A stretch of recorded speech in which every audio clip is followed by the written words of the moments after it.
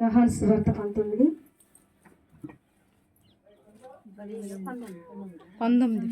అధ్యాయము 5వ మాట.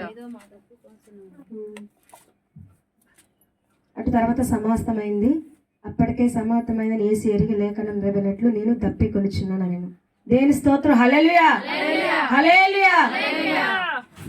ఇంతవరకు దేవుని కృపతోటి మనం 4 మాటలు దేవుడు మన బిడ్డల ద్వారా తెలియజేసిండు. 5వ మాట మనం వివరించుకుందాం. దేవుని స్తోత్రం. హల్లెలూయా హల్లెలూయా. దప్పిక అంటే ఏంది, ఎక్కడ చెప్పిండు, ఎవరికి చెప్పిండు అని దేవుడు మనం ఈరోజు వివరించుకోబోతున్నాం. కీర్తన 69:21 వచ్చిన 21.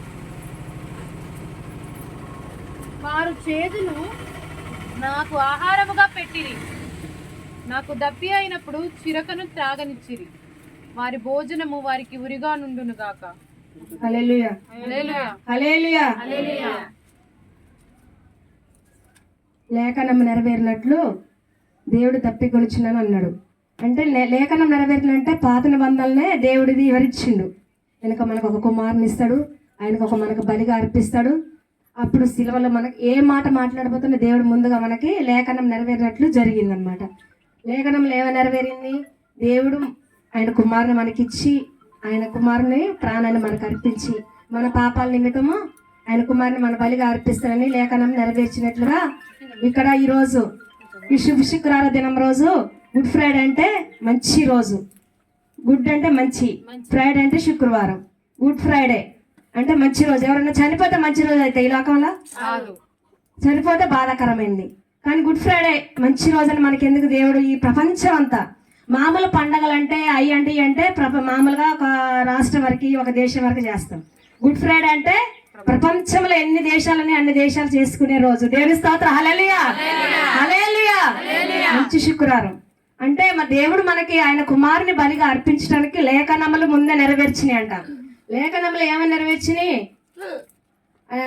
ఫస్ట్ పాత నిబంధనలోని యేసుప్రభు పుడతాడు, యేసుప్రభు మరణిస్తాడు, ఆయన సిలువలో పలికిన 7 మాటలు మనకి వివరించేటట్టుగా లేఖనం నెరవేర్చింది. కాబట్టి కొన్ని వందల సంవత్సరాల క్రితం చెప్పిన మాటలు ఈ రోజు మనం ధ్యానించుకోబోతున్నాం. పాత నిబంధన కొత్త నిబంధన కొన్ని సంవత్సరాల గ్యాప్ ఉన్నది, అయినా కానీ కొన్ని సంవత్సరాల తర్వాత కూడా దేవుడు నెరవేరుస్తున్న మాట కంపల్సరిగా నెరవేర్చిండు. దేని స్తోత్రం. హల్లెలూయా. అదే విధంగా 2వ రాకడ వస్తుందని చెప్పిండు. ఇప్పుడు జరిగే సూచనలు జరిగే ఎన్నో అద్భుతాలు అంటే కొన్ని నష్టాలు జరుగుతున్నాయి, కొన్ని దేవుడు బైబిల్ ప్రకారం చెప్పినవి కూడా చాలా వరకు జరుగుతున్నాయి. అందువల్ల నెరవేర్చినాయి. అప్పుడు పాత నిబంధన నుంచి కొత్త నిబంధన వరకు దేవుడు ఆయన కుమారుని ఇస్తా బలిగా అర్పిస్తా అని కొన్ని మాటలు చెప్పినప్పుడు నెరవేరినాయి. అదే విధంగా 2వ రాకడ వస్తుంది, కంపల్సరీ వస్తుంది అని కూడా నెరవేరుస్తుంది. దయచేసి గమనించాల్సిన విషయం ఏంటంటే మన దేవుడు మనతో ఏం మాట్లాడబోతాడు. ఫస్ట్ తండ్రి వీరేం చేస్తున్నారు, వీరు ఎరుగు కనుక వీరిని క్షమించమని దేవుడు వాక్యం సెలవిచ్చింది. 2వ విధంగా దొంగ కూడా నేడు నీవు నాతో కూడా పరదేశంలో ఉందని దేవుడు ఎలాగే సెలవిచ్చిందంటే అప్పటికప్పుడే పశ్చాత్తాపడి ఆయన బాప్టిజం తీసుకోకున్నా కానీ ఆయన ఎప్పుడైతే మారు మనసు పొందని అంటేనే నేడే నువ్వు నాతో పరదేశంలో ఉందని దేవుడు వాక్యం సెలవిచ్చింది. దేవుని స్తోత్రం. హల్లెలూయా. 3వ మాట వచ్చేసి తల్లి ఇదిగోని కుమారుడు అంటే ఆయన చనిపోయినా కానీ ఆయన బాధ్యతకి ఈ లోకానికి వచ్చినప్పుడు పరిశుద్ధురాలైన కన్యక మరియమ్మ ద్వారా గర్భం ధరించి ఈ లోకానికి తన కుమారుని పంపించింది. కాబట్టి మనకు కూడా ఈ లోకంలో తల్లిని ఆయన మళ్ళీ పరదేశికి వెళ్ళేటప్పుడు తల్లిని విడిచిపెట్టకుండా తన కుమారుని బాధ్యతగా తన తల్లిని బాధ్యతగా తనకి ఇష్టమైన శిశువుకి అప్పగించింది. దేవుని స్తోత్రం. హల్లెలూయా.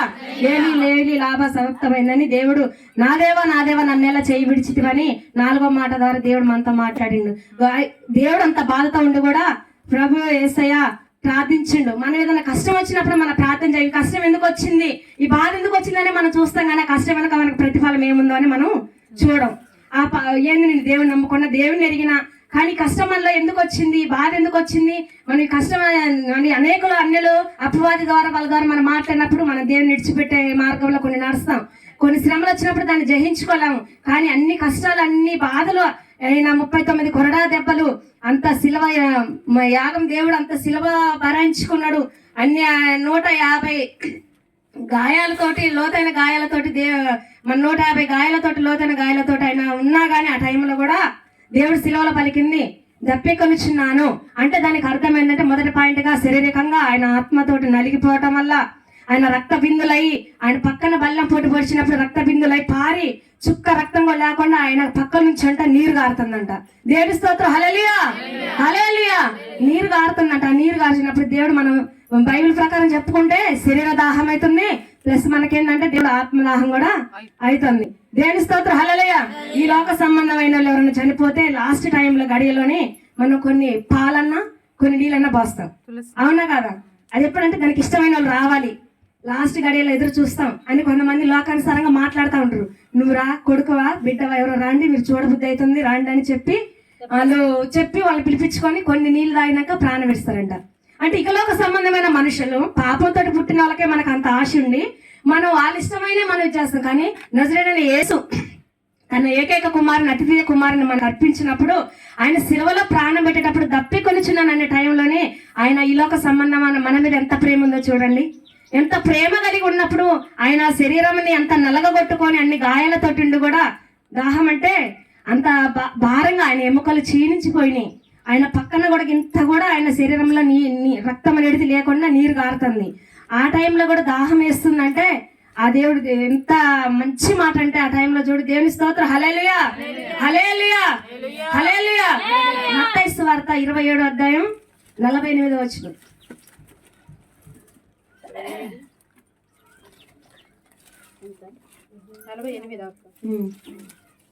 ఆయనను అప్పగించువాడు వెంటనే వారిలో ఒకడు పరిగెత్తుకొని పోయి స్పాంజ్ తీసుకొని చిరకలో ముంచి రేలున తగిలించి ఆయనకు త్రాగనిచ్చెను. తక్కిన వారు ఊరకుండుడి, ఏలియా అతని రక్షింపవచ్చునేమో చూద్దామనిరి. యేసు మరలా బిగ్గర కేక వేసి ప్రాణం విడిచెను. దేవుని స్తోత్రం, హల్లెలూయా హల్లెలూయా. మత్తయి సువార్త 27:48. అదే జరిగినప్పుడు పోయి వెంటనే వారిలో ఒకడు పరిగెత్తుకుని పోయి స్పాంజ్ తీసుకుని చిరకలో ముంచి రెల్లును తగిలించి ఆయనకు త్రాగనిచ్చెను. దేవుని స్తోత్రం, హల్లెలూయా హల్లెలూయా.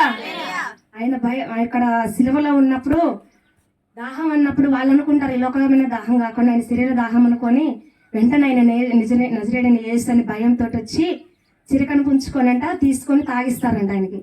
అంటే వాళ్ళకి సంబంధం అంటే వాళ్ళ ఆశ, నిజమైన నజరేయుడైన యేసు మనం ఇట్లా చేసిన తప్పు అనుకొని ఆయన పరిగెత్తుకుంటూ వచ్చి చిరకను గురించి తాపిచ్చిరంట.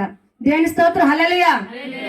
ఇక లోక సంబంధమైన దాహాన్ని మనం చూసుకోకుండా దేవుడు ఆయన శరీర ఒక దాహం కనుక మనకి ఇక్కడ గమనిస్తాం. రెండోది ఏంటంటే ఆత్మల భారమైన దాహాన్ని మనం గమనిస్తాం. ఆత్మల భారాన్ని చనిపోయినప్పుడు కూడా లేఖనం నెరవేరినట్లు దేవుడు యెహోవా దేవుడు ఆయన కుమారుని మనకు అర్పించినప్పుడు 5వ మాటకు సిలువలో మాట్లాడిన ప్రతి ఒక్క మాట అమూల్యమైన మాటే.